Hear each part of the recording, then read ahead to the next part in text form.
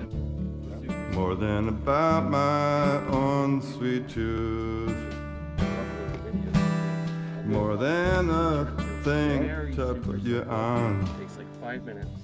Get it recorded. Still, You if can just do it. you like, want edit your to techniques know the up. truth, And that way you can do live recording. I think You can about do you whatever you want all to the do. time. And I walk in when I teach you, you'll circles, know. talking rhyme. Yeah, And I got an urge talking about having I cannot tame. a presence on. Nothing will Yeah, see, ever that's be what the everyone's doing same. nowadays. We're selling Nothing out. will ever be the same. Yeah, we're selling out. Nothing will ever be the same. I used to be completely like inwards about it. I could not talk to other people about it because I thought people were, horribly judging about it. Yeah. And I have been through struggles myself. Thank God, no drug addictions, no anything like that. Yeah. But just trying to find my spirit and how I exist in life. And that's what really keeps me traveling. Is I'm trying to always find that spirit. And for me, part of that is violin. And for the other part, it's like experiencing new things. Yeah, It's the palate. It's always begging for more. Yeah. So why do you keep traveling? To get from one place to another. I didn't do a lot of travel. I went to Europe when I graduated from ag school, Yeah. and since then, not a lot of. I don't think any international traveling, or I haven't seen the United States until I left Rhode Island in 2017. Cool. 2016, October 2016, I left Rhode Island, And- and I have at the time I had 5 grandchildren, now 6 in Colorado Springs. Mhm. So I got to know them. I didn't know them. They're young, under the age of 5 they were. So we got to know each other and we continued to visit. But I decided that I needed to be on the road. This particular leg of my journey, from Colorado back to Rhode Island. I'm not kidding. I Is, used to live in Colorado. Yeah. Yeah, totally. Yeah. I used to live in Denver, Colorado. Yeah. Where'd you live in Colorado? I've lived in Colorado Springs, Fountain, but I fell in love with the heart of the Rockies, so I went out to Fairplay, did some construction projects, Hartselle, and Salida, and now I have a P.O. box in Salida, There you go. and a Colorado driver's license to say that I live in Colorado, but intentionally I don't have a place because I put that money towards being on the road. And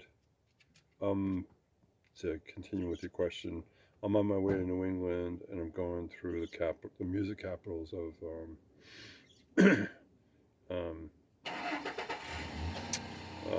Boston,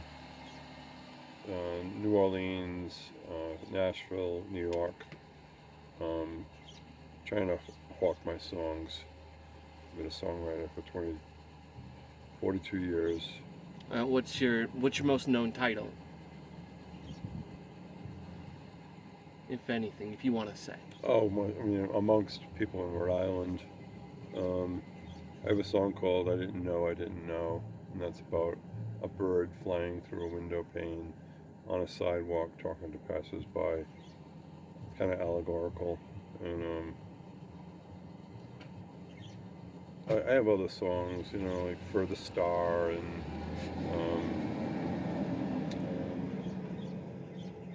I have like hundreds of songs. I'm looking at like 75 now, and Really? so How have you found success as far as like publishing your songs? as far as publishing, very little success. I've been on the radio, and when I hit Salida, I met some fellow songwriter friends who were radio program announcers, hosts. And they like your stuff. Yeah, and they had me on the show, a couple of shows in Salida. So I'm maybe hoping to hook up with some people where I can get a gig or be on the radio, and go to open mics when I get to music capitals. Busking, I want to busk. Busking, that's actually my specialty. Yeah, I love it.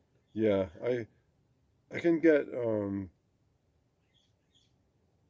confident enough to busk. Um, and it's cool because busking is kind of like a rehearsal. As you go by, you can do that verse again. People go by and get a song honed. You know what my secret about busking is? What's that? If you ever do like, if you, hey Joe, it shut off. Check it. Battery dead. Still going. Okay, cool. Battery is low though. All right. So my secret about busking is that right before I do a performance of any sort, I will absolutely I will busk and tell everyone about my. They will stop and they will interview me, and I'll tell everyone about my show that's happening. And I would say like 1 out of 10 people will come by and Very enjoy curious. my show. Yeah. So I advertise for myself while I'm in a show. And I do that if I'm with a group of people, if I'm with any kind of even solo gigs, I'll advertise for myself. Local Starbucks, local sidewalk, it doesn't matter. Yeah, you Yeah. remember when we played at that place in Mount Shasta? Yeah, we played at that place in Mount Shasta. A lot of open mics.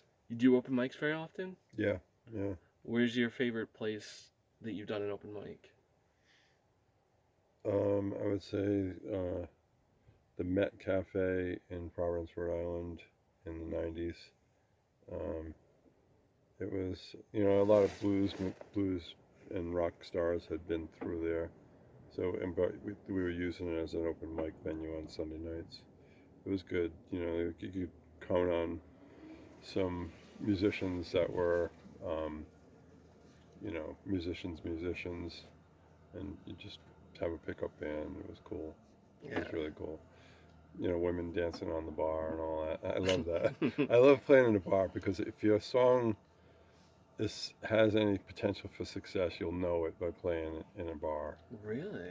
Yeah, it's just people like are turning around and listening to you because a bar is like a lot of hubbub and conversations going on.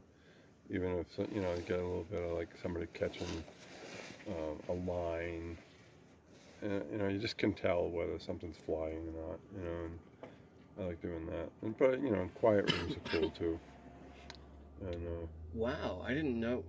That's a new thing you just taught me. Thank you. yeah, I didn't know that. Like yeah, to really pay attention to your audience as you're and if they stop and Yeah. listen, then you're doing well.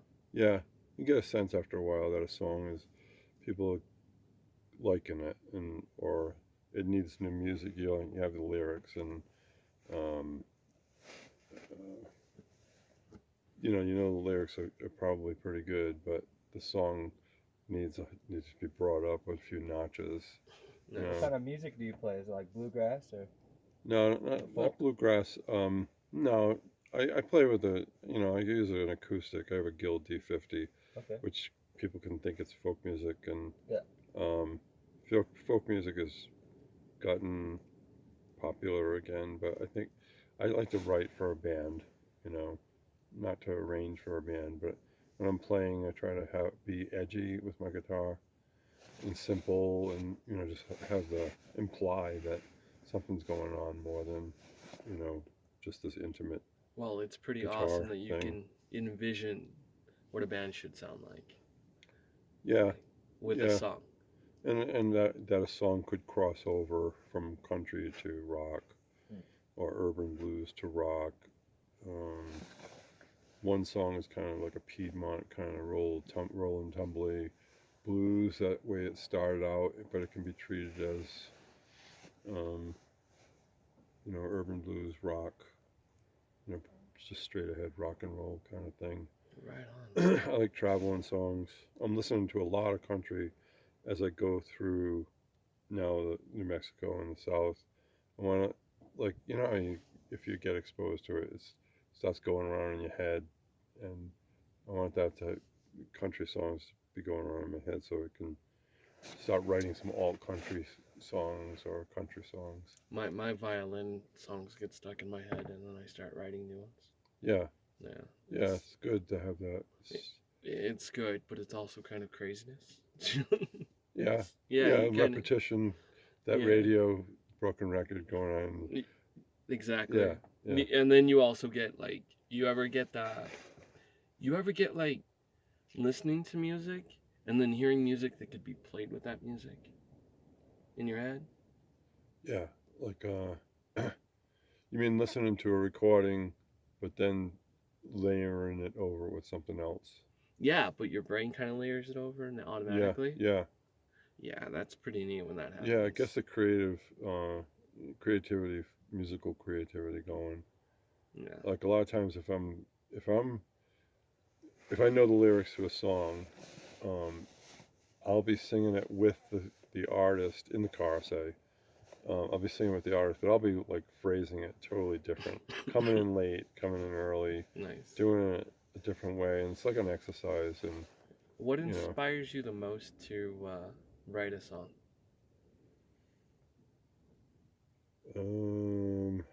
Adversity, Okay. you know, in love or poverty, um, you know, just being a different person in life, extreme states. But you know, like it's a drama. You know, a song is a drama, so I try not to say it. I try to dramatize it with some kind of monologue. Try to make it emotional. Yeah, and it's to someone who's not there, you know, or with someone who's not present. Right on. Yeah. Cool. Well, do you have any contact info you'd like to tell the people? Yeah, I'm Joey Driven. Facebook / Joey Driven, Reverb Nation, Joey Driven, and what else? Joey Driven at gmail.com. You can find me there. Where do we find your music? At Reverb Nation right Okay. now, reverbnation.com / Joey Driven. Yeah, and Thank you. yeah. Yeah. Thank you for do you- having me. Anything else? No? You good? Yeah, You want to give a shout out to anyone? yeah. My 11 grandchildren. Hi. Grandpa is not a crazy man on the road. You know, he's trying to make a life in song, and as he has been for the past 42 years. Well, you And- sacrifice, you gain. Hmm? You make sacrifices, Yeah, it comes back. yeah, I hope so.